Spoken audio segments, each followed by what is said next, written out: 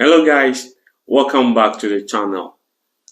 As promised, I'm here to deliver the part 2 of the debt restructuring using Ghana as a case study. Today we want to talk about some of the factors that might have led us as a country to restructure our debt. And we'll also discuss the post IMF. These things are important because it helps us as citizens to shape our lives, what to do, and when to do them. I am sure you will find this video interesting and useful. So let's not waste time. Let's start. Now, to start with, we'll consider the first point, which is what? Reckless borrowing.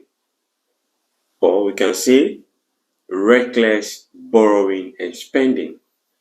Why this word? It is true, and a fact that we can't run away from, that as a government or as a country now, we have borrowed recklessly. I know a lot of people, some people have reservation for me using this word, but let's explain what reckless borrowing is first before you judge. Okay, now when we say you borrowed reckless, what it simply means is that you are borrowing to pay your debt. So the question is, as a country, are we borrowing to pay debt? If yes, I leave the answer to you. Two, when we say someone borrowed recklessly, we can also say that you are not able to meet your monthly repayment of your debt. As a country, are we in that situation? Then I leave the answer for you to answer. Okay? Now, we can also say that as a country, we have spent recklessly. What do we mean by the word spending recklessly? What it simply means is that at the point in time, you are spending out of your budget. And I can give a typical example. The cathedral. If you look at the scenarios or the issues around the cathedral was actually not part of our budget. But this is a huge project that will take a lot of money from the planned budget. So definitely, what it also means that we have also spent what? Recklessly. Now, I won't sit here just to say this is one of the problems and leave it that way. No, I think that as a student of finance and as a banker myself, I think that one of the things that this government could do is to reduce the number of government employees, especially the unnecessary ones. I'm being very careful so that I don't step on toes. Not that I'm scared, but I thought that we are all learning. Because if you look at even people who are willing to forgive us our debt, these are countries that are in a way have a bigger economy. Those who manage this economy are few. So reducing the number of government employees, especially those, guys, you know what I'm talking about. Now, one thing we should also do as a government is that we have to find a way to stop spending out of budget. Let's leave to the budget. Budgets are there to guide us so that we can achieve a purpose. So when we say a government have actually borrowed recklessly and spent recklessly, this is what we are talking about. Now to go to the second point, fall in price of commodity prices. So let's say a country actually exports a lot of its products. Could it be finished goods or raw material? And there is always, any time, let's say every month you take your goods out and then the price keep on falling. So we say what? continuous fall in commodity prices will also probably lead the country to restructure its debt. Why am I saying this? Let's use what happened in 1960 as a typical example when Nkrumah actually faced this similar situation. In fact, cocoa prices went down to the extent that if, as a country, we were doing very bad. So assuming Nkrumah has gone for loan to build factories so we could process our cocoa, then it happens that the prices of this cocoa you intend to sell keep on falling. What it means is that the terms you had with your bankers or those who lend to you are going to be affected, because if you are unable to sell the cocoa at the price you thought you could be selling and receiving money every month, what it means is that you will not be able to live up to the terms of your debt, and then you have issue with your lenders. So it gives you the opportunity to also what? Go talk to your lenders and restructure your debt. We are talking about the factors or some of the root path that will lead a country to restructure its debt. From there, we'll also look at chronic growth, or in economics, some will say sluggish economy, where GDP is keep on falling, Now, let's look at the main or the major factor put out there by our leaders today, which is the pandemic being the major factor why the government finds itself in the situation in which we are.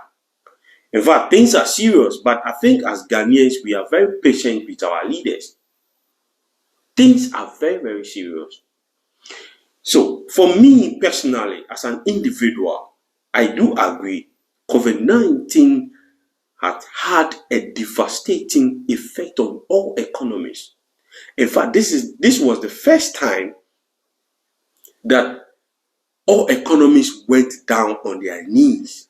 Borders were shut. People were dying like fowls. So for anyone to disagree that COVID-19 has not have any impact on her economy, then it is not factual.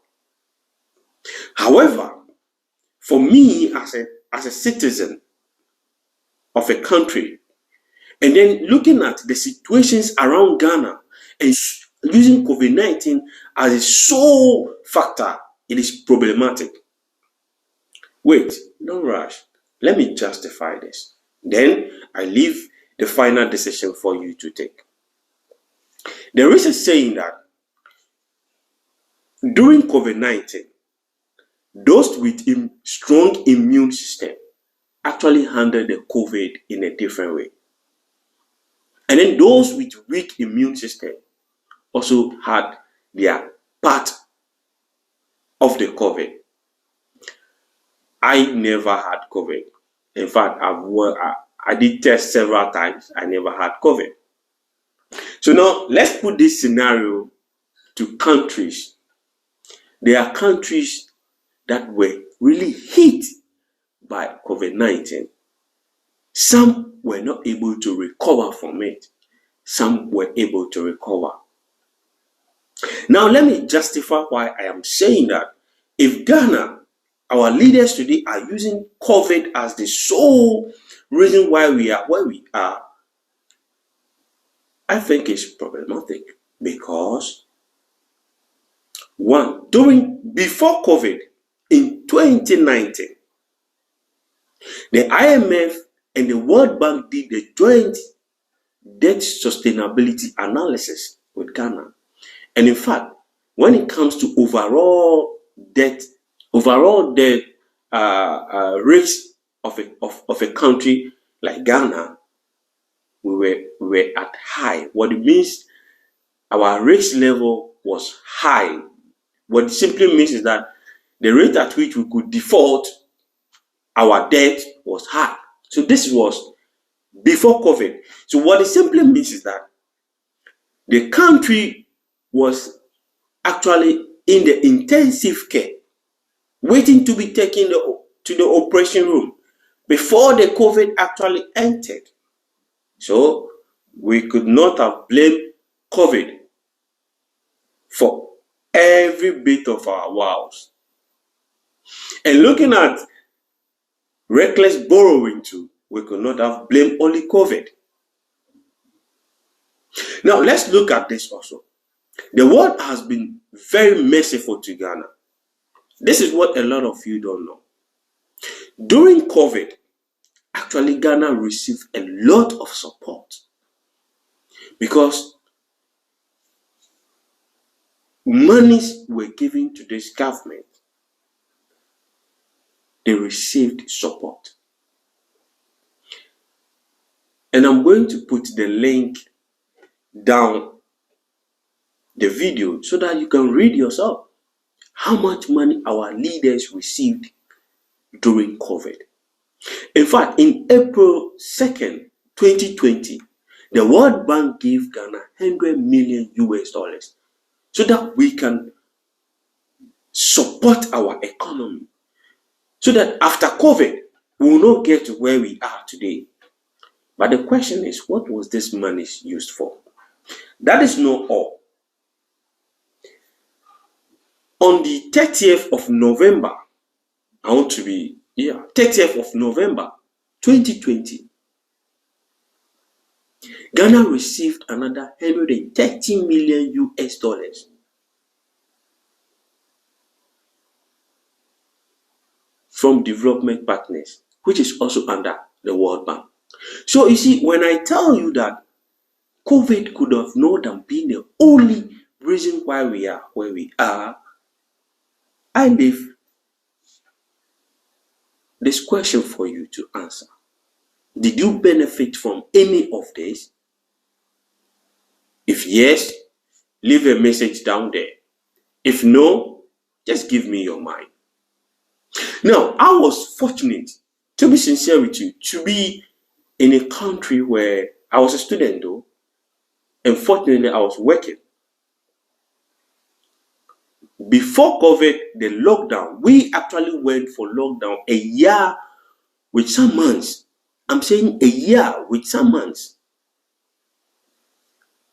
In fact, the government passed a law before we went for the lockdown. 80% of what you earn every month will be paid to you. As a Ghanaian who have not benefited this kind of things before, I was doubting. I said, Italy, how am I going to survive?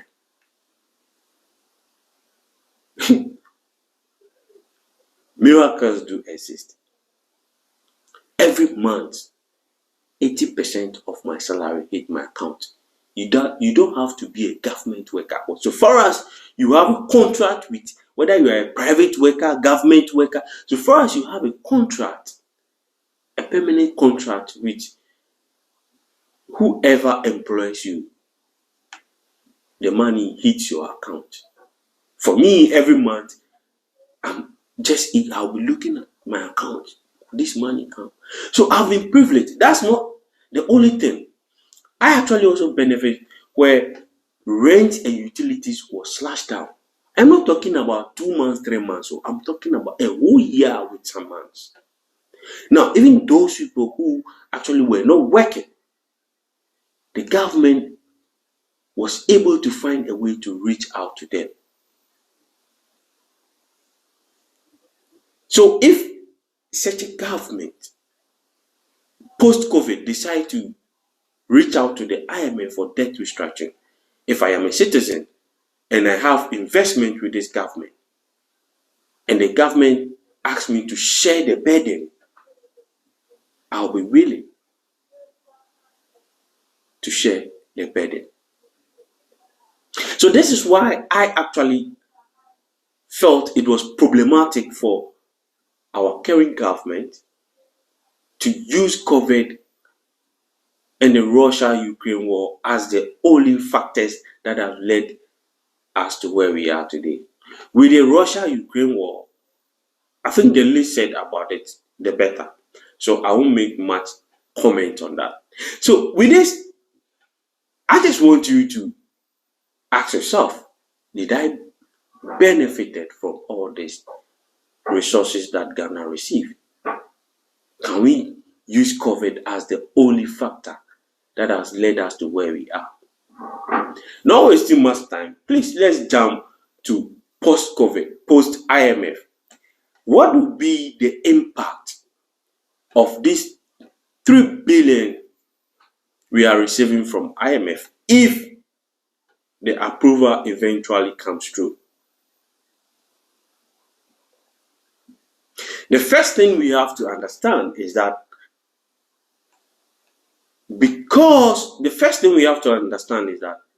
investors will eventually, or investors will lose confidence in government securities.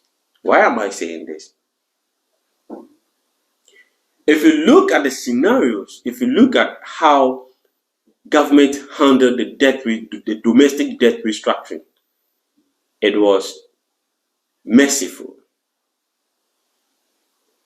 I think that government had issue with negotiations because the master of this game, debt restructuring, is based around negotiation. Why do I say this? If you find yourself in this situation, the master of the game should have been negotiation, not using strategies like take it or leave it. That is one of the strategies that was used by our finance minister. Take it or leave it. Divide and conquer. So instead of bringing all the lenders together, talking to them, coming to a consensus, they divide them: pensioners, bondholders, treasury bill holders, that kind of thing. When you do that, it's like you are trying to divide the people and then you conquer them. That is one of the strategies I think that this government used, which was not good. Another thing I felt the government also did that I thought they didn't do right was that they actually didn't show lenders. In fact, they are also sharing the burden. Because even if you look at the parish club, they have one principle that all lenders must be treated equally. Okay, so with all these scenarios, it means that lenders will lose confidence with government. So government this time, after the IMF, if government should float, let's say, put out bonds for sale or treasure bills, this time investors should be careful in buying into these bonds. The banks in Ghana now will be careful in buying into this bond. Pensioners who will take their pension money and want to put it somewhere so that every month they receive something from it so that their life could continue as how they were, because these are monies they contributed themselves. If at this time, every pensioner will be careful. So if government is not able to raise cheap funds domestically, what it means is that it's going to be difficult for government to continue the project she has promised the citizens. This is also going to affect our external lenders, because with the scenario where I have to forgive you monies you owe me, next time when you want money, I have to be careful in giving you this money. So external investors or lenders also lose confidence in government. But government is a continuous process. So this is where we come to the second point. Government is a continuous process. Even though government is not able to raise money, internal and external, to continue the projects he has promised you and I, the government still have to do something. There's another option. This is where it's going to hit us hard as citizens, where government is going to increase taxes. Government have no option than to increase taxes. And these taxes are going to be taxes that I and you, or those who are staying in Ghana, you can run away from. Most people think that if you are not receiving monthly salary, it means you don't pay tax. No. It's high time we start educating ourselves, our friends, our family members, our elderly people, that everybody pays tax every month, every day you pay tax. Why do I say this? Strategically, government is going to increase tax in areas like sectors like one, electricity, water, fuel, just to mention few. Why do I mention electricity? Everybody uses electricity in Ghana. So if government should increase tax on electricity or take subsidies on electricity, you like it or not, you are going to use power. So you are paying tax. If government should actually take out subsidies from petroleum products, it means you are going to pay tax. These are areas you can't run away from as a citizen. So, guys, we all pay tax every day. When it comes to export, if government should put tax on all imported items, the rice, the sugar, which you take every morning, it means that you are paying tax. Yes, you are paying tax. So no one should deceive you that so far as you don't receive monthly salary, you don't pay tax. No, as citizens, we all pay tax. But if government have not been able to put structures in place to employ you, how do you pay income tax? This is the question we should put that to our colleagues, our senior people, those people who have left the country for them to handle on our behalf. We all pay tax. Now, let's go to the third point that I want to consider. If government should increase taxes in these sectors that I've just mentioned, import, electricity, water, the sectors, in fact, it's going to affect businesses. So, some businesses will have to come to an end. Those that will be able to stand the wrath of the next tax system that we should be expecting will actually shift the tax component to consumers. Now, if companies are shutting down, what it means is that it's going to create what we call unemployment.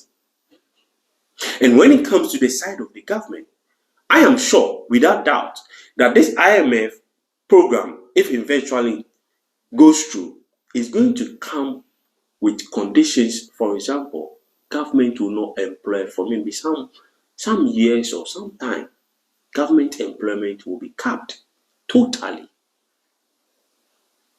So graduates unemployment is going to be a massive problem for the country.